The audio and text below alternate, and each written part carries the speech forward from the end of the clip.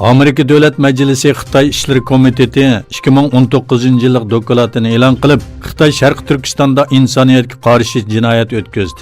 Cho'qim jazolanish kerak dedi. Mazkur komitet chorshanba kuni axborot e'lon qilish yig'ini o'tkazib, 323 betlik doklad e'lon qildi. Dokladda Xitoyning nacharlashayotgan kishilik huquq ahvoli tafsili bayon qilinish bilan birga, Xitoyning Uyg'ur avtonom rayonida insoniyatga qarshi jinoyat o'tkazganligi ilgari surildi. Yig'inda komitetning tang huquqliq raislaridan James McGovern va Marco Rubio so'z qildi.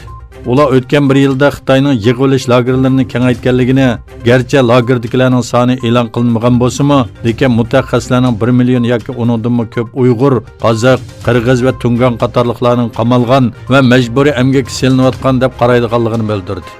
Amerikada yashayotgan nurg'un Uyg'urlarning Xitoy tarafidan qamab qo'yilgan yoki yo'q qilingan tuqqanlarining rasmlarini ko'tarib yig'inga qatnashishi ta'sirli va obrazli bir manzara shakllantirdi.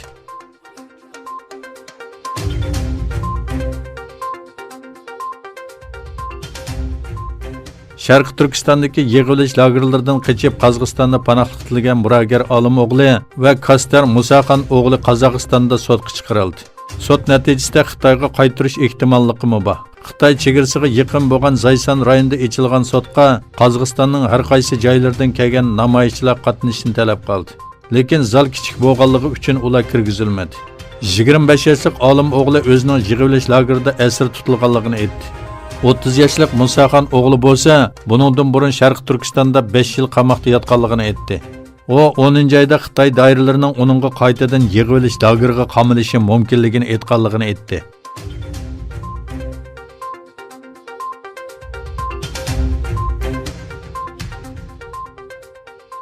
Xitoy Ma'rif Ministerligi o'rta va boshlang'ich maktablarda chet el darslik kitoblarini chekladi. Ministerlik e'lon qilgan boshlang'ich va o'rta maktablarda darslik materiallarini boshqarish tadbirlari nomli belgilamada chet el darslik kitoblarining majburiyat ma'rifidagi boshlang'ich va o'rta maktablarga kirish cheklandi. Shuning bilan birga siyosiy yo'linish va qarash jihatda masala bo'lgan darslik materiallarning cheklanayotganligi bildirilgan belgilamada sotsializm qimmat qarashini barliq darsliklarga kirgizish tashviq qilinganligi ta'kidlandi. Belgilamada yana barliq boshlang'ich va o'rta maktab darslik materiallarida Xitoy Kommunist partiyasining ideologiya va qimmat qarashi namoyon qilinishi lozim deyilgan.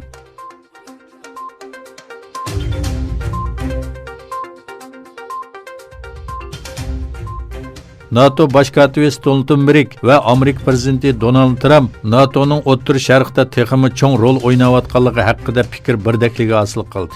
NATO e'lon qilgan bayonotda aytilishicha, NATO bosh kotibi Stoltenberg bilan Amerika prezidenti Donald Trump telefonda ko'rishgan. Ko'rishda NATOning O'rta Sharqdagi roli muzokara qilinganligi va Trumpning NATOdan texmi ko'p rol o'ynashini talab qilganligi bildirildi. Trump buningdan burun o'tkazilgan axborot e'lon qilish yig'inida NATOdan buningdan keyin O'rta Sharq ishlariga texmi ko'p aralashishni talab qiladiganligini aytgan edi. İran armiyasining Amerikaning Iroqdagi 2 harbiy bazasiga boshqarilgan bomba orqali hujum qilishdan keyin o'tirg'i chiqqan jiddiy vaziyat davomlashmoqda.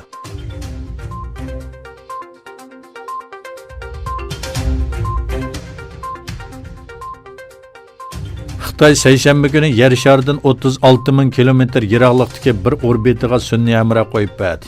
Xitoy davlat televiziyasi bu sirliq sun'iy hamrohning aloqa va radio televiziya ishlarida ishlatilganligini bildirdi. Lekin analizchilar bu sun'iy hamrohning armiyaga xizmat qilishi mumkinligini ilgari surdi.